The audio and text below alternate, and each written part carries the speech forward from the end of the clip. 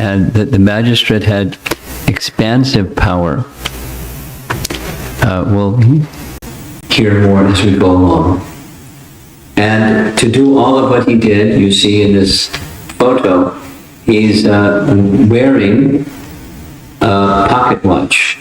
Now, there weren't wristwatches that I'm aware of at the time, but pocket watch was a kind of new invention, and he had one, and that's the method that he used to keep track of his schedule. Now, the schedule is very detailed. I'm actually just going to read what a typical daily schedule was with Bhaktivinoda Thakur. And you could fit maybe 3 people or 4 people's activities into one of his days. Between 7:30 and 8 p.m., he would go to bed. Then he would rise just before 10 p.m. That's 2 or at most 2.5 hours at night. Light his oil lamp and write books until 4 a.m. So 10 p.m. to 4 a.m. every day, 6 hours. Then he would again rest for a maximum of half an hour. Then at 4:30, he would wash his hands and face, sit down, and chant on his beads. He never showed his beads to anyone, but would chant on them constantly as time permitted. At 7 a.m., that's 4:30 to 7 a.m., that was japa time. He answered all correspondence in half an hour. And at 7:30, he read various religious and philosophical works, and at 8:30 a.m., he received visitors, if any. Or else he continued to read until 9:30, so 2 hours of reading every day, unless there were guests.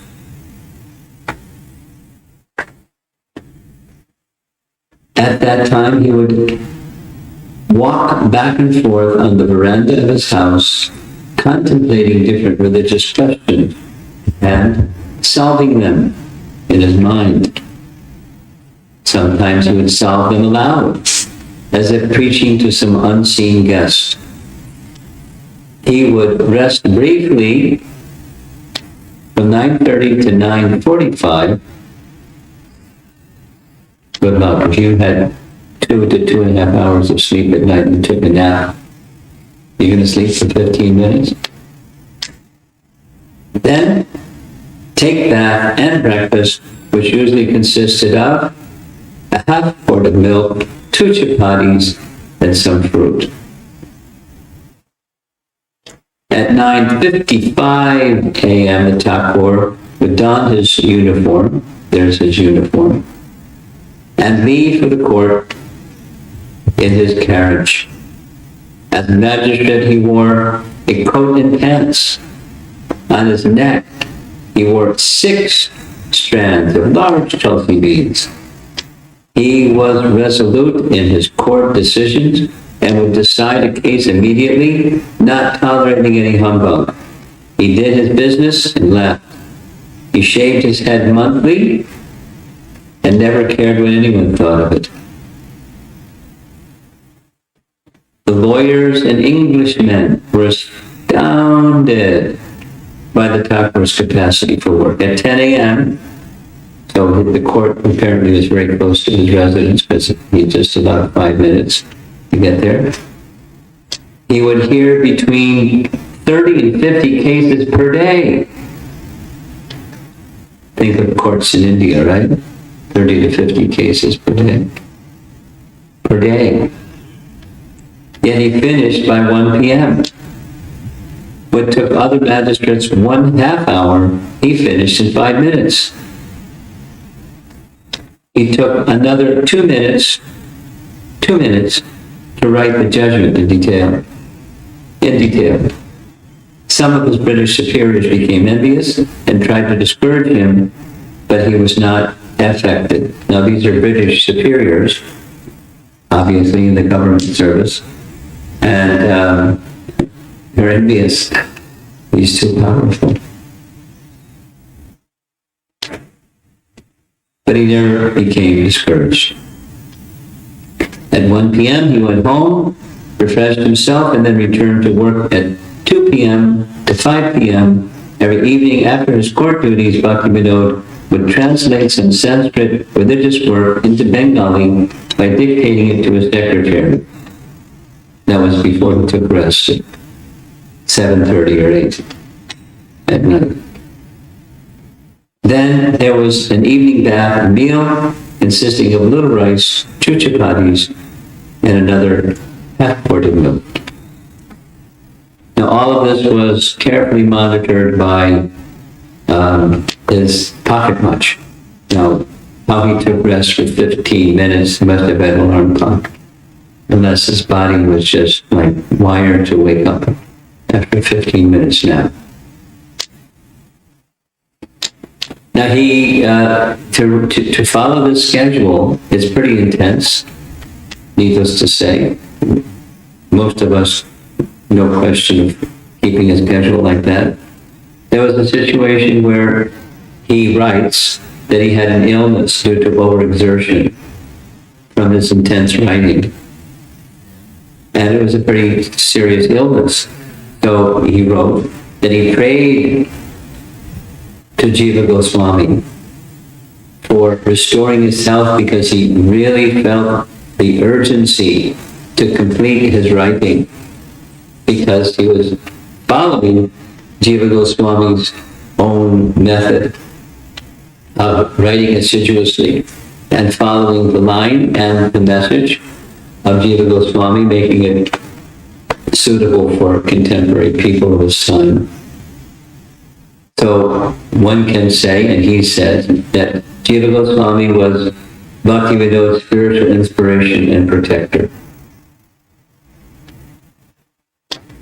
In our Gaudiya line, of course, Rupa Goswami, but then in turn, Jiva Goswami set the standard for this is the definitive word of the teachings of Lord Chaitanya. And Bhaktivinoda Thakur fastidiously followed Jiva Goswami. At one point in time, there was a problem for the British government before Bhaktivinoda Thakur was sent to Puri to become the magistrate. And they sent him because of Vishika Singh, or at least one of the major reasons. And Vishika Singh was a mystic, and he was an anti-British government person, vocal. He lived outside of Puri in an ashram, and he had an assistant. Now, Vishika Singh said several wild things. His mission is, he was Vishnu who appeared in the world to get the British out of India. That was one of his things. And so the British government was really concerned. But they couldn't get any of the local people to deal with him because he was a mystic, and they were afraid. He was very powerful fellow. So they requested Bhaktivinoda Thakur to come because they knew, A, he was well respected, and B, he was fearless. And so after some time, Bhaktivinoda Thakur started hearing reports in Puri of Vishika Singh's calling ladies from the city, from Puri, to come to his countryside ashram, and he would speak about Krishna's Rasa Leela. Of course, he was Krishna. And then he would engage these married ladies, respectable ladies from Puri, and Rasa dance with him and pollute them. And that was a big concern. When that news came to Bhaktivinoda Thakur's ears, he requested the constables to bring him to court. They refused to go because they were afraid. So Bhaktivinoda Thakur personally went with the constables leading in charge. And there's this very interesting account of their exchange. And Bhaktivinoda Thakur first started just asking who he was and what his mission was. And he was very clear on Vishnu. This is Sankarshan, my assistant. And we're planning to get the British out of India. And then other questions, and Bhaktivinoda Thakur said, I want to bring you to Puri to be on trial for this behavior that you have with ladies. And Vishika Singh did one of his tricks. He had really, really long hair, and he shook his head back and forth, and fire started coming from his hair. And the constables backed away, and Bhaktivinoda didn't back away, and he took a hold of the man's arm and said, basically, you're coming with me. And the man said something like this is one of my leelas, I'll go with you.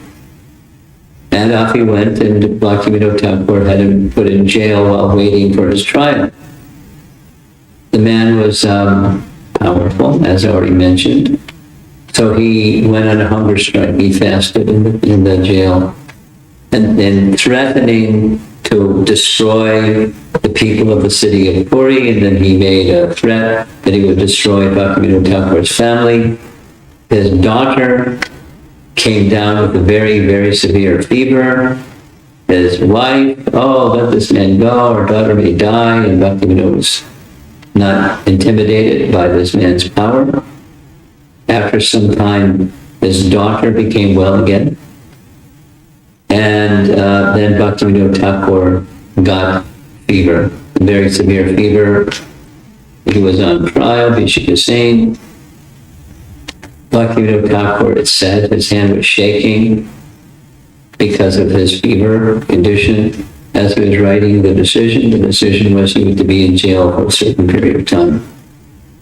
As they were taking him out of the courtroom, very intelligently, Bhaktivinoda had his long matted hair cut with a pair of scissors, and the man fell on the ground unconscious. Because it said, somehow yogis store their power in their hair, and when his hair was gone, so was his power.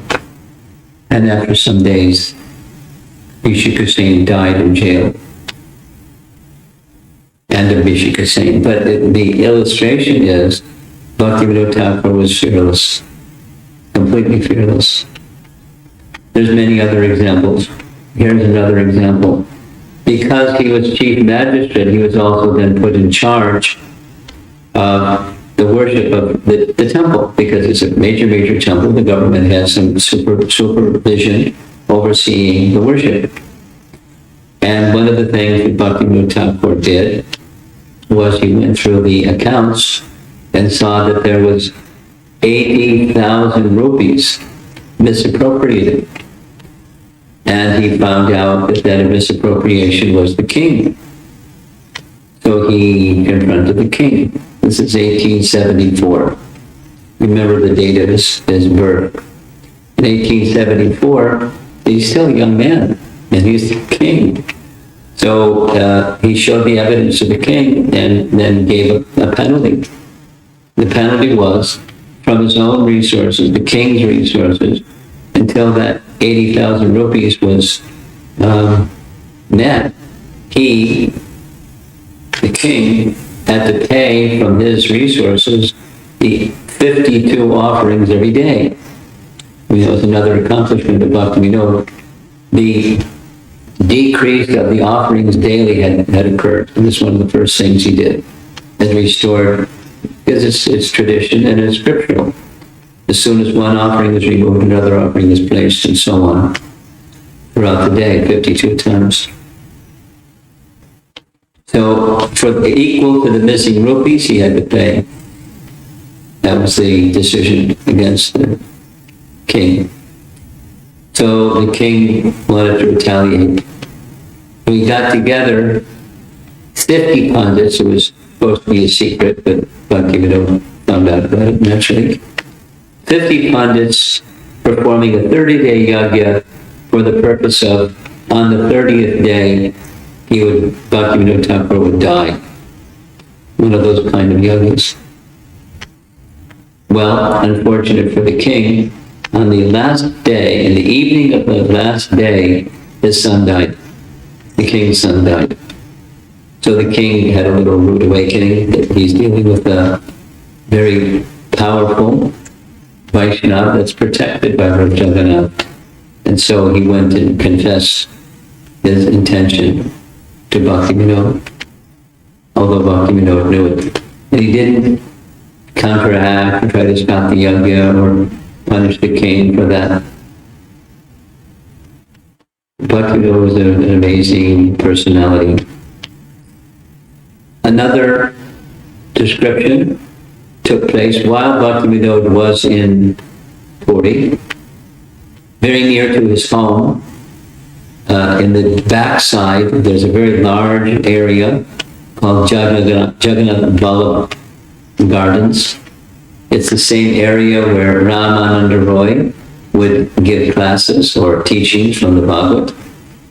So Bhaktivinoda Thakur organized and formalized an organization called Bhagavata Samsat. And very notable personalities, sadhus and wealthy people and visiting dignitaries would all come in large gathering in Jagannath Vallabh Gardens and hear from Bhaktivinoda Thakur. But as it happened, there was a personality, Babaji, respected Babaji, who began speaking badly about Bhaktivinoda Thakur, telling people not to attend, and saying he's not a Vaishnava, so you should not attend. And after speaking like that, sometime later, Raghunath Das Babaji became very, very ill. Intense fever to the point where he thought he was going to die. And in the night, he had a dream in which Jagannath appeared in his dream and instructed him, "You've offended my devotee. You should go and fall at his feet and beg forgiveness so you can be released from this offense that you made against him." So although he was very weak and feverish and not well at all, he somehow managed to make it to Bhaktivinoda Thakur's home. As Jagannath said, fell at his feet and confessed everything, what he had said and why he said it. And one of his main reasons he's not a Vaishnava is because he was speaking without wearing tilak and neck beads. So Bhaktivinoda Thakur's response was, what is the difficulty here? Because neck beads and tilak are given by Guru at the time of Diksha. And Lord Chaitanya Mahaprabhu has not yet sent Guru to me yet. And so I'm not yet wearing tilak and kuntimala. Is there some fault in that? So then Raghunath Das Babaji understood. He asked for forgiveness. Bhaktivinoda Thakur in turn arranged for some medicine and cured his illness and spoke. And they became very wonderful friends afterwards. Bhaktivinoda Thakur writes he was a Siddha Purush, perfected soul. And they had mutual appreciation for one another, high regard for one another. Bhaktivinoda in Jagannath Puri was also came to associate with a sadhu who lived very, very simply in a little cottage. His name was Srila Das Babaji. And Bhaktivinoda Thakur writes about him. Srila Das Babaji, with cottage means it was really a tiny place, and he would stay within his cottage all day long and do his sajan. And in the evening, when the temperature went down, he would come out. And when he would come out, people knew around the time that he would come out, and they brought offerings to him, some Jagannath Prasad. And Bhaktivinoda Thakur writes that he would very graciously accept some, but not so much. he would engage in conversation with people, and then afterwards, he went back to his cottage and had kirtan, just by himself. Loud kirtan, uproarious kirtan. And then in the middle of the night, when it was pitch dark, he was blind in both eyes. When he went somehow, unknown to everybody else, how he made his way to the sea, and he bathed fully in the sea at night. He just didn't want anybody to serve him. They wanted to go incognito or unknown by anybody. Bhaktivinoda Thakur writes that he personally would go see him on a regular basis. And although not like a great scholar or anything, Srila Babaji was always very kind to him and spoke very pleasantly and gave him this regular instruction. Krishna Nama Bodhivena. Never forget the name of Krishna. Obviously, he was a Vaishnava, fond of chanting the holy name. Sometimes we see Bhaktivinoda Thakur with a full beard. And the full beard is because he would observe the 4 months of the rainy season or Chaturmasya in a very strict way, which his son Bhaktisiddhanta often did as well. But when it wasn't the Chaturmasya season, he dressed in very fine garments. Now, not because he was attached to material opulence, but it was appropriate for his position. He had to address many VIPs in the course of being the chief magistrate, so how he fit that into his schedule, who knows. But somehow he thought that there was this morning time he would meet with people from 8:30 till 9:30 in the morning. So he would dress in what looks to me like really fancy clothes and different hat styles too. So he wasn't shy to, according to the occasion and circumstance, dress very nicely. But otherwise, he dressed like this, very, very simply. To his left side is his wife, Bhagavati, and to the far right side, his side, that's Bhaktisiddhanta, the ray of Vishnu that Bhaktivinoda Thakur prayed for. And he, as mentioned, he wrote 100 books, sometimes in Bengali, sometimes in Sanskrit, sometimes songs, sometimes prose, sometimes intense philosophy, occasionally in English. So the range, the point besides prolific, the range was vast. And amongst those things that he wrote, because I spent some time teaching Sharanagati at the Vrindavan Institute for Higher Education one Kartik. So I studied very carefully his teachings and his bhakti, his Namahata effort, now we call it Bhakti Vriksha, that is modeled after his design, the Namahata design. And so Bhaktivinoda Thakur wanted to give Krishna Bhakti to everybody. In village life in Bengal, persons are naturally devotionally inclined, but not necessarily literate.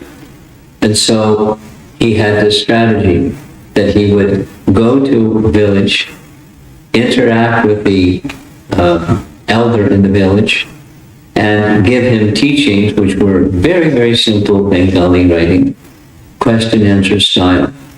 And after week after week after week, it became a book, or it became songs. So he would teach the philosophy by writing songs, and Bengalis like to sing. They're really good at singing. And so he would teach them Lord Chaitanya's teaching through songs. Or this little collection that then the elder would read and discuss with the village people at any particular points. questions and answers and questions and answers and questions and answers and questions and answers, and then make a summary at the end. So, very creative and very effective. As well, writing in Amnaya Sutra, very high Sanskrit teachings. Wide range and very productive. There's a close-up of that same photograph. There he is with his Chaturmasya beard. According to our current times, Bhaktivinoda Thakur wrote the following about, we're calling the thing pandemic, and he was dealing with the plague that was a problem during his time. He wrote, this is from Sajjana Toshini, "To fear the plague is not befitting a Vaishnava. Just look, O brothers, what the plague can do to you. Will it harm you by taking away your useless life? If you wish a benefit for yourself, let the plague epidemic be a lesson for you. If tomorrow the plague will get you, just imagine, you'll disappear, and all your riches and happiness will vanish. That's why, don't waste your time. You have to constantly and sincerely, with devotion, chant the holy name of Hari." So, there's some advice for all of us who may be concerned with what might happen and what might happen and what might happen. We don't know what's going to happen. Therefore, take shelter of the holy name of Hari. This next image is the cover of a Gaudiya Math publication, reprint, of the book that Bhaktivinoda Thakur wrote in 1896. In that little booklet, 86-page booklet, Sri Chaitanya Mahaprabhu, his life and precepts. So it has, in 86 pages, it has two parts. A summary from Chaitanya Charitamrita about some of the primary activities that happened during Lord Chaitanya's lifetime. And the second half is Dasamula Tattva. That's his teachings. Chaitanya Mahaprabhu's teachings were coined or categorized very similar to Bhavadev Vidyabhusan's Prameya Ratnavali, which was very similar to Madhvacharya's writings, the essential teachings found within the Vedas. So following them, he used this model, 10 essential teachings of Lord Chaitanya, which is the precepts part. And that Dasamula, I also taught Dasamula in the Vrindavan Institute. And of his 100 books, it's in something like 70 to 80 of his 100 books. Meaning it was a theme. He wanted people to understand the teachings of Lord Chaitanya in a very simple manner. As some of you who are listening, you may know, you may not know, there's been an effort by the GBC and the the Shastra Advisory Committee to establish this nice sounding word, hermeneutics. Hermeneutics. It'll be taught some point in the future for our teachers at least. Hermeneutics means how are you to understand after Prabhupada's departure and after some generation or two passes, how are people to, what's the methodology for understanding Prabhupada's writings? Because it may very well be interpreted different ways by different people who have a different upbringing and background and so forth. So there's a group that have established now a curriculum for hermeneutics, how to read Prabhupada's books. And one of the elements is Dasamula Tattva, a concise statement of Lord Chaitanya's teaching, which are the teachings of our founder Acharya. There's another model without going into the detail, something that's from Prabhupada's writing. But it's a cornerstone of Bhaktivinoda Thakur's contributions. And naturally, because we're in the line, on the same line as Bhaktivinoda Thakur, hearing of these teachings is important. Becoming quite familiar with them is very important. Now, during Bhaktivinoda Thakur's life, he wrote an autobiography. The autobiography was a text, like a letter, written to one of his sons, Lalit Prasad. It is actually available, the entire text is available in English. This is the title, Swadikita Jivani. It's his autobiography. And one of the things he described in his autobiography, like you see in this photograph here, Bhaktivinoda Thakur was with one of his sons and some friend, and they were on the rooftop in Navadvip looking out across the Ganges, and they saw in the evening, after the sun had set, a very bright light, tall in the sky. Not like a star in the sky, but along the horizon. And they saw it again the next evening. So Bhaktivinoda Thakur marked where he was, where they saw the light, and traced it out, without, there's a long story, the time doesn't permit, but he understood that as marking the birthplace of Chaitanya Mahaprabhu. So he went without all his steps. He consulted that. Finally, he brought Jagannath Das Babaji. And here's a nice painting of Jagannath Das Babaji. He was also photographed, as you see here, very old, leaning over, hunched back. So old, 140 years old, it is said he lived, that he had to be carried in a basket. So his assistant carried him across the Ganges to the place where Bhaktivinoda Thakur saw this light and confirmed. You've heard the story many times.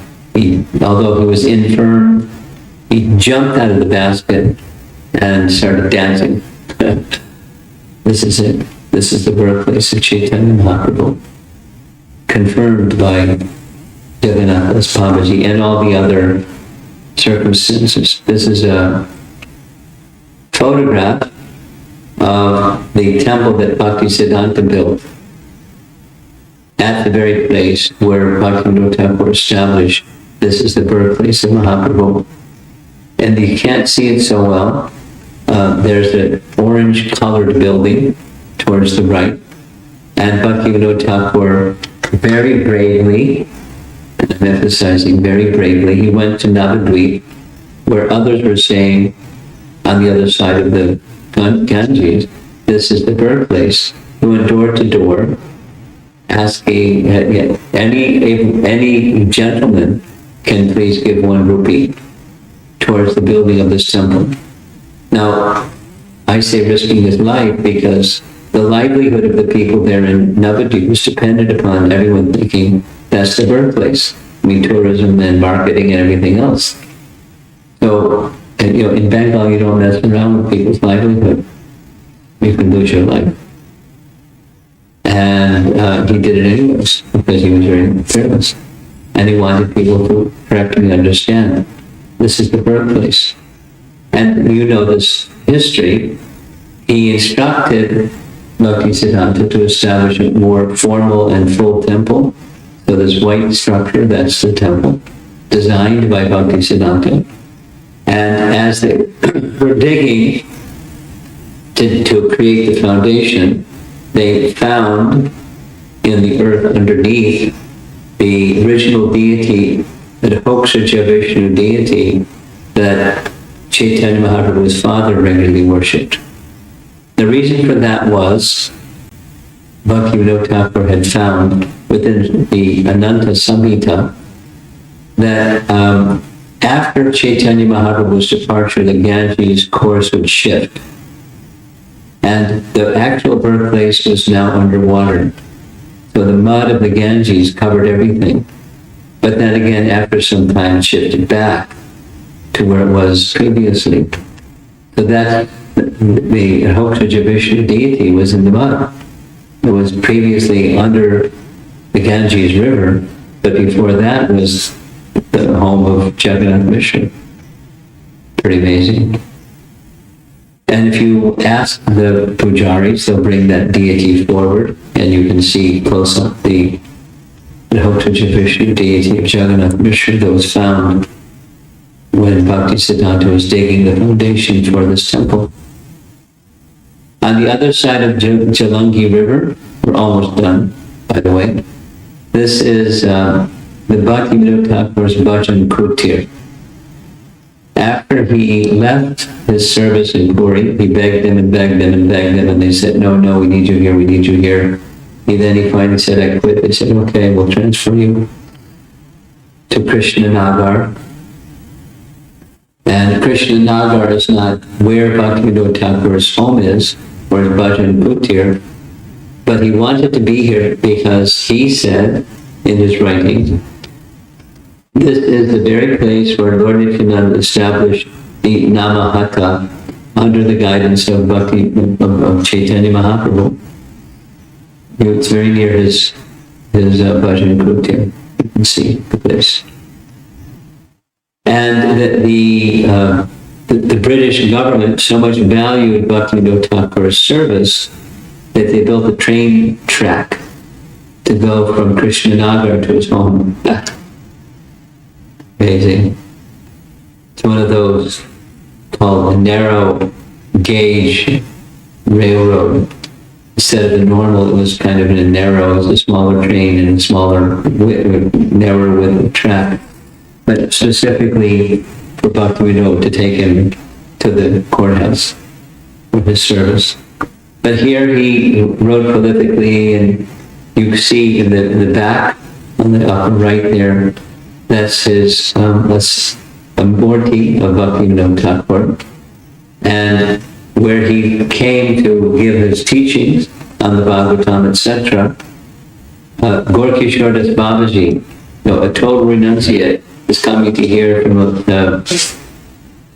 Vaishnava who has 10 children. But he wasn't looking at Bhaktivinoda Thakur, here's a man with 10 children. Here's a perfected soul. And as Gorkishore was a perfected soul, one perfected soul hearing from another perfected soul was very natural. I remember one list achievements of Bhaktivinoda Thakur. He had as a son the next in line in disciplic succession, a pure devotee son. Quite an accomplishment. 2, he wrote 100 books. 3, he established Namahata, or the village preaching in Bengal, very, very, very widely, very effectively. 4, he discovered the birthplace of Chaitanya Mahaprabhu. 5, he was so effective and respected by the British government, an unheard of thing happened. He was appointed as a magistrate in such an important place as Jagannath Puri. And at 6, he revived the credibility and respectability of Chaitanya Mahaprabhu's movement at a time when it had become disrespected. It had become disrespected because of the upper Sampradaya folks, people who had deviated from Lord Chaitanya's teachings, and so the worldly people were looking at the followers of Lord Chaitanya as, upper Sampradaya people. They were deviated people, they were wild and disrespected. So Bhaktivinoda Thakur turned that around. Remember one morning, Prabhupada there was a morning walk in Mayapur, And at that time, everything around the temple was just agricultural fields with a little strip of land, enough for one person to walk on between one rice field and another rice field. So we're all walking along behind Prabhupada, and someone asked, he was glorifying Bhaktivinoda Thakur as a visionary. Oh, another one. The day will come when people from all over the world will come on the streets of Navadvip and chant Jai Sachinandana, Jai Sachinandana. You know, this spreading Krishna consciousness around the world. There's like 10 things. He was a very powerful person. So we asked, or someone asked, Prabhupada, why did he not spread Krishna consciousness around the world? And he said he left something for us to do. And Prabhupada has something for us to do that was given by Bhaktivinoda Thakur, seeing this Adbhuta Mandir. So Prabhupada received that from Bhaktisiddhanta, and he passed it on to us, something to do, is build this wonderful temple, which then Prabhupada, of course, called the Temple of Vedic Planetarium. But it will bring people from all over the world to see this magnificent architecture and get Lord Chaitanya's mercy. That was the main incentive. Get people to come from all around the world on some pretext and get the mercy of Chaitanya Mahaprabhu. So this is our last slide. And we've been going for 1 hour almost. And I think we should end with offering our regards to Bhaktivinoda Thakur. And then tomorrow is another. Jiva Goswami the day before, and now Bhaktivinoda Thakur and Haridas Thakur tomorrow. So we're blessed. This month of Bhadra is blessed. And then Bhadra Purnima. Okay, so thank you for inviting me to join you for a discussion and glorification of Bhaktivinoda Thakur. There's so much to say, but as you can see, I naturally have a very high regard for our great Acharya, Bhaktivinoda Thakur. Thank you very much. Srila Prabhupada ki Jai. His Holiness Prabhupada Maharaj ki Jai. Thank you so much, Maharaj, for enlightening us about Srila Bhaktivinoda Thakur. Thank you so much. We can see that we have His Grace Kala Samara Prabhu joining as well. Oh, Hare Krishna. Yes, he's left. Okay. He just left. Okay. He left. Okay. Maharaj, do you want to share some of your past and time with Srila Prabhupada? If you don't mind. It's my time, it's 4 p.m. And I don't know what it is your time. You're in the morning time over there, right? Yeah, 9 almost. Okay. Because I have another class scheduled, I'll say just a couple of things. But I'm going to have to quickly go from this to the next class. I'm very happy to be with all of you, but time is tight. So please excuse me for that.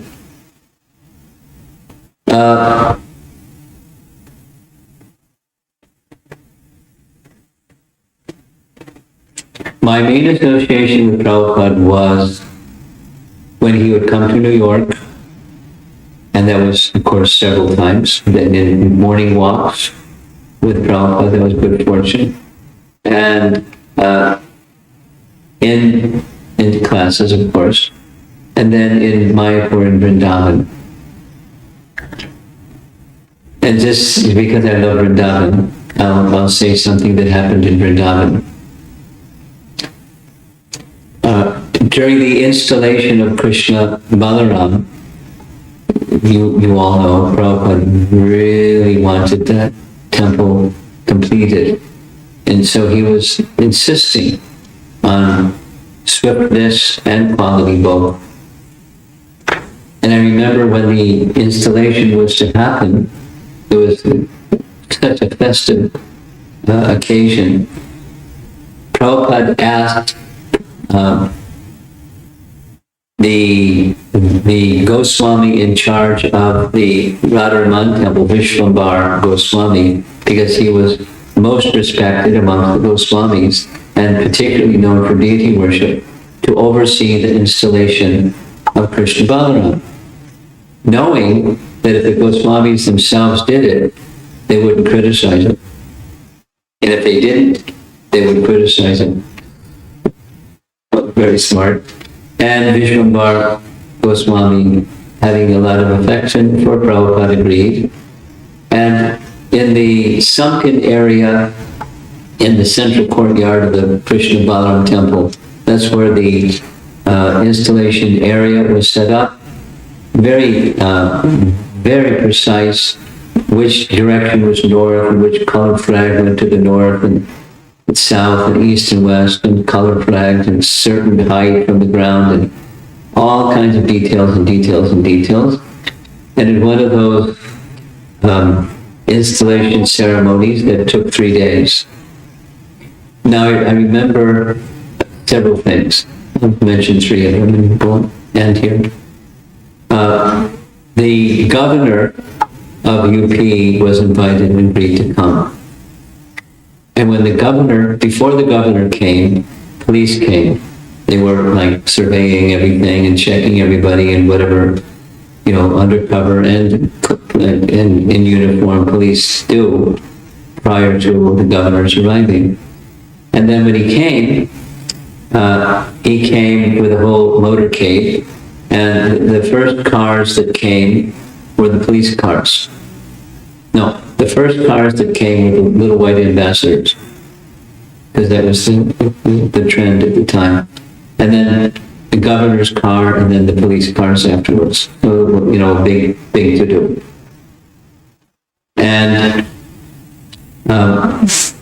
in the days preceding, while the yajna was going on in the temple room, there was a 24-hour kirtan in the temple room.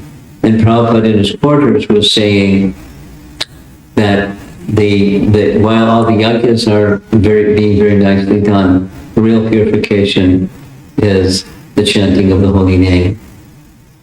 And so during the afternoons, as was his practice, he had darshan, and the darshan room was full because devotees were coming from all over the place for the installation of Krishna Balaram. And at the end of one of those daily darshans, Prabhupada stood up and started to walk to his room. And those of you that have been in his quarters in Vrindavan, you know, from that little desk where he sat, to his right walking out was like a fireplace. And somebody had spilled water on the floor. And his right ankle slipped and twisted, and he caught himself. And so there was some swelling in his right wrist and his right ankle. And he was really unhappy with, you know, rightly so. Whoever had done this, it was very foolish and very thoughtless, because it's marble floor. You slip on marble floors with water very easily. Now the instruction, the becoming angry, was not because of selfishness like we might become angry. It was to give instruction.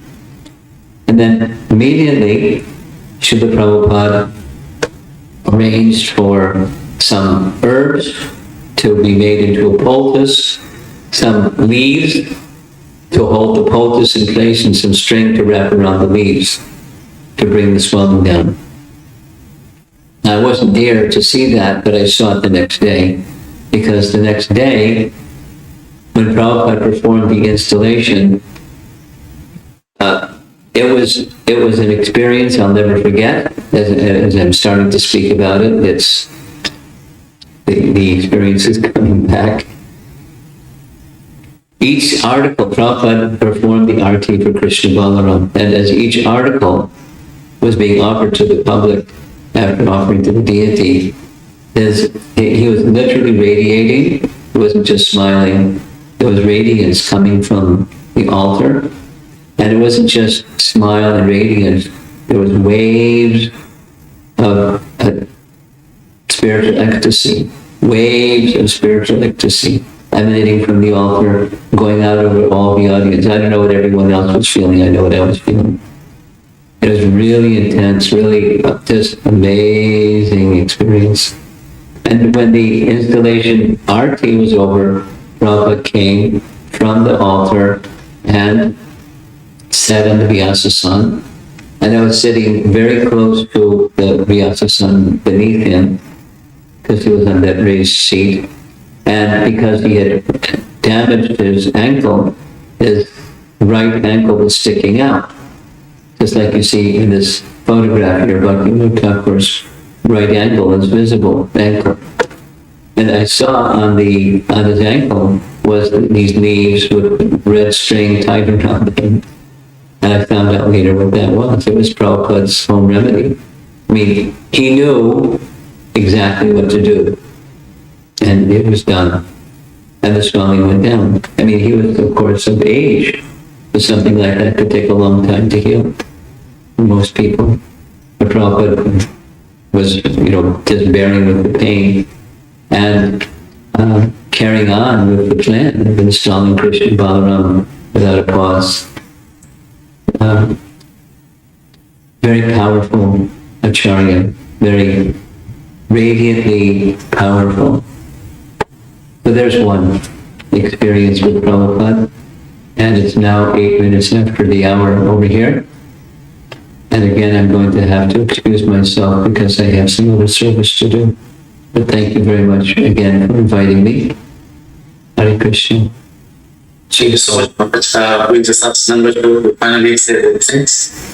Hare Krishna. Maharaj, I'd like to thank you on behalf of the Devotees of Auckland for a wonderful class. You represent in a deep life of Bhaktivinoda Thakur, such an amazing experience that we personally. So thank you for giving me a wonderful time and giving association. We hope to see you again in this world. Thank you, Maharaj. Hare Srila Bhaktivinoda Maharaj, Me. Thank you so much, Maharaj. Hare Krishna. Hare Krishna. Hare Krishna. The little red button on the right.